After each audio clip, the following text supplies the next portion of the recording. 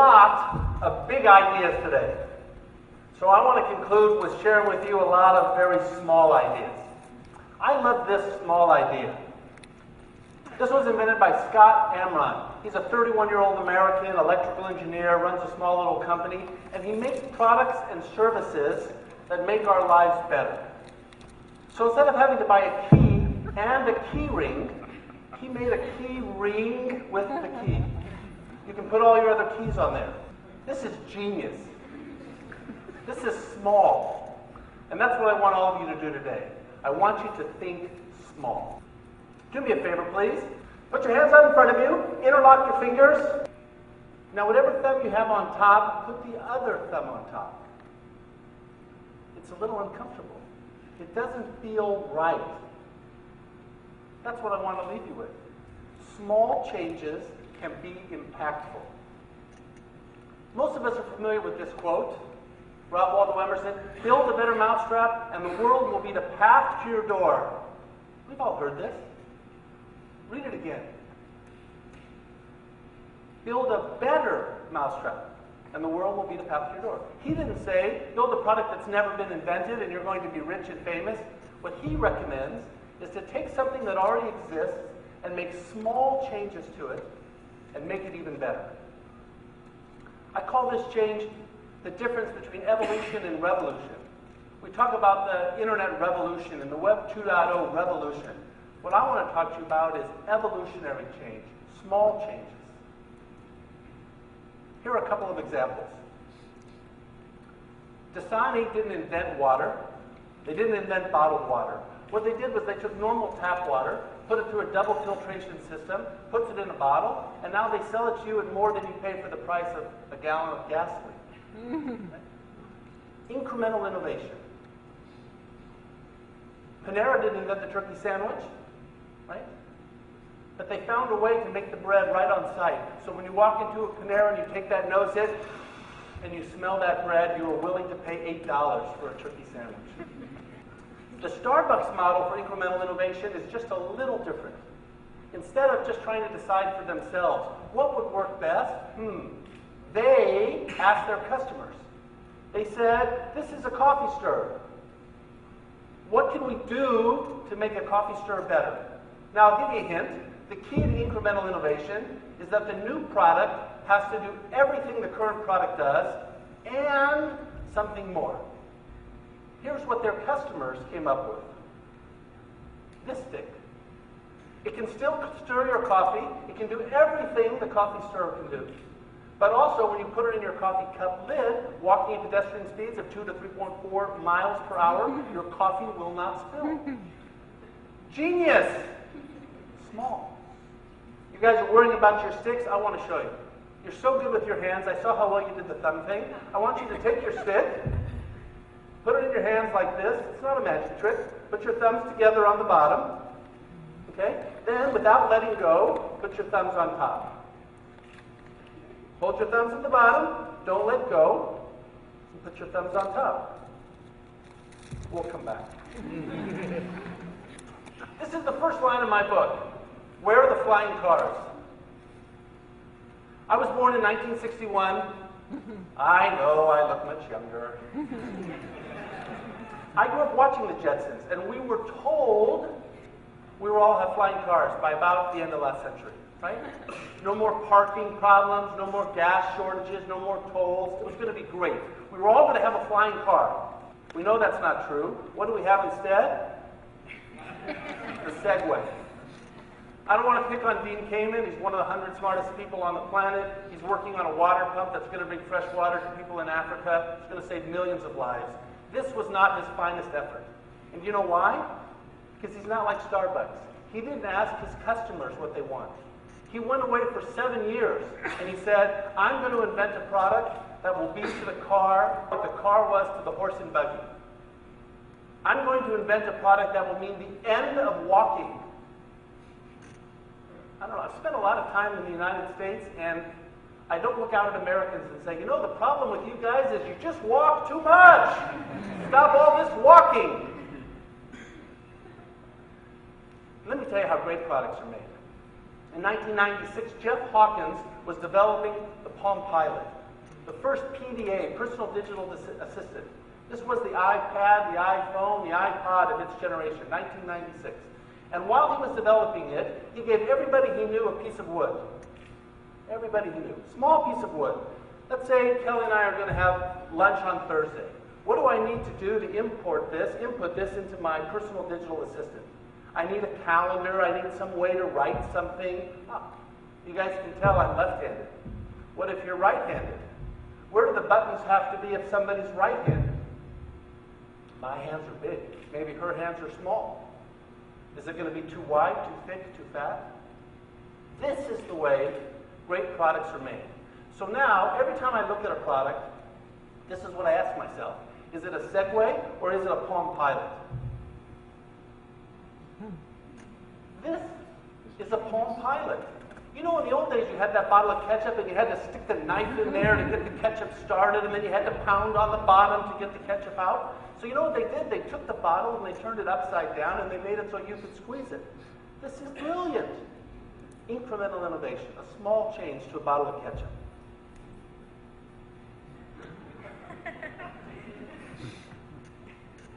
This is a Segway, guys.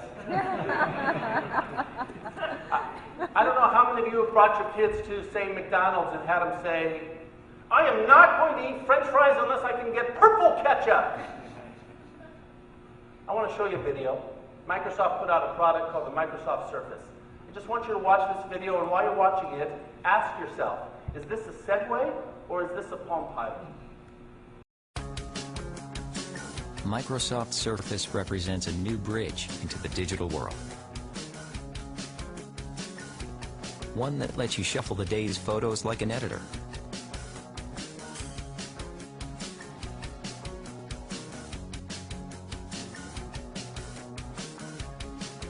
And then send them through the mail.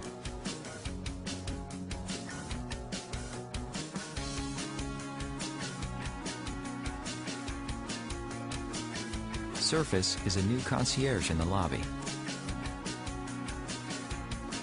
One who knows all about planning day trips.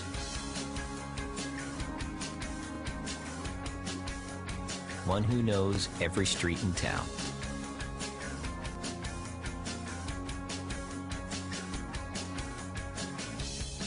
During the social hour, drinks will arrive at the table and put on a little show.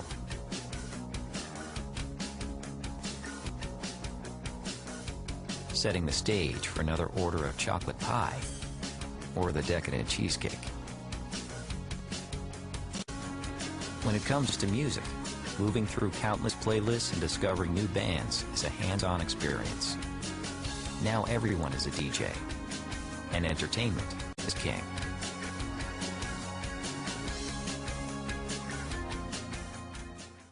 Segway or Palm Pilot? I'll show you one person's answer. One day, your computer will be a big-ass table with pictures of other people's kids all over it. Instead of actually playing with your kids, you could just look at video of them playing by themselves. And you'll smile knowing you've only paid $10,000 to do it.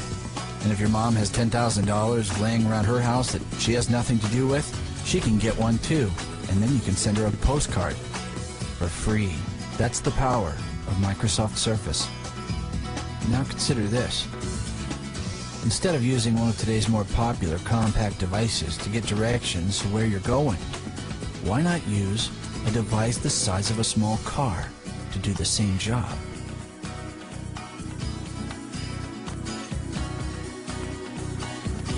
In the future, getting tanked with your friends is going to be a whole lot more fun because you'll be sitting at a table that makes something cool happen every time they bring you a drink, which you'll want to do over and over. Instead of interacting with actual human beings, you can just order your food right at your table. And remember all that money you spent on iTunes to get your favorite songs? Well, get ready to do it again, but this time for your new table computer. The future is here, and it's not an iPhone. It's a big-ass table. Take that, Apple. SarcasticGamer.com. Microsoft Surface is a big idea. I want to give you a small idea. I'm a business professor, so I want to give you a business case. We're going to look at the pencil industry. There's a wonderful company named Faber-Castell. I don't know how many of you are familiar with them. They've been around since 1761. Last year, they almost made 2 billion pencils. It's the largest pencil manufacturer in the world. The pencil dates back all the way to 1565. A couple of English shepherds were looking around when they found something they decided. They called it black lead. They thought it was better for writing than some of the ink systems they were using. They used it to mark their sheet. The only bad news was it was a little oily, it was a little sticky.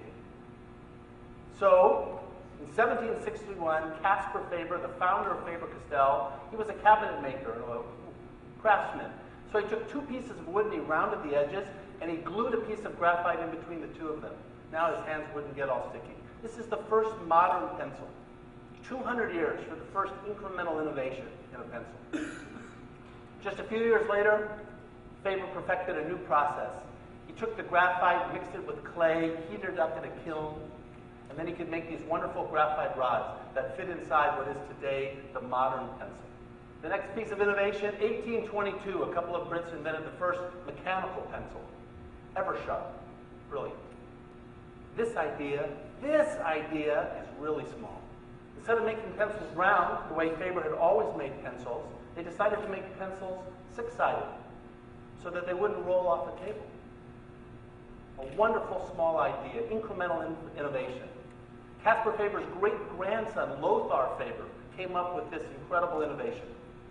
1858 was a big year. H.L. Lippmann said, instead of sharpening a pencil on both ends, as has always been the case, why not put an eraser on one end?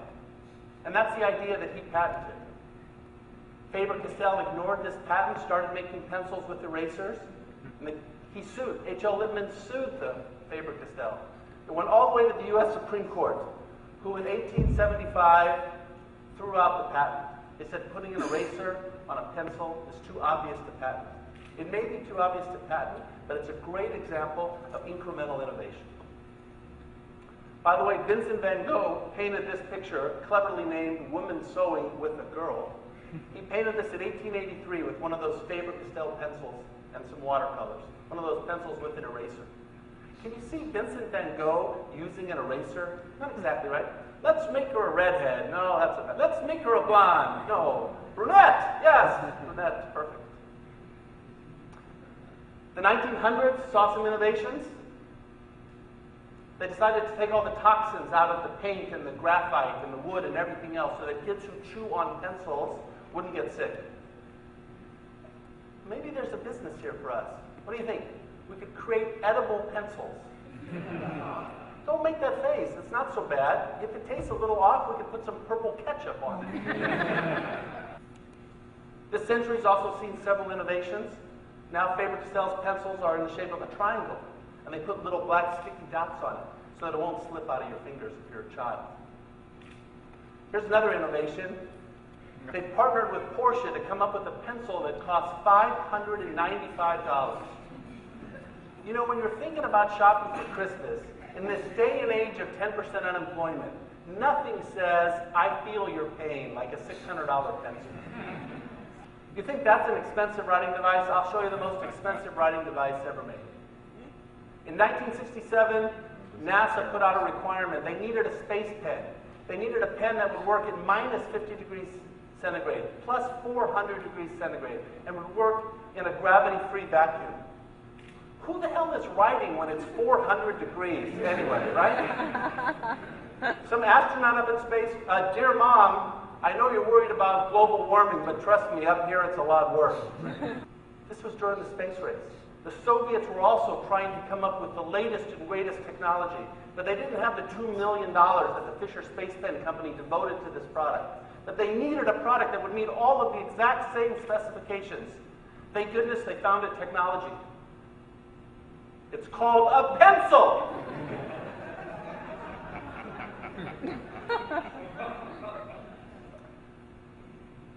TED celebrates big ideas, and the one point I want to leave you with is a lot of small ideas are often more valuable than one big one. Thank you very much.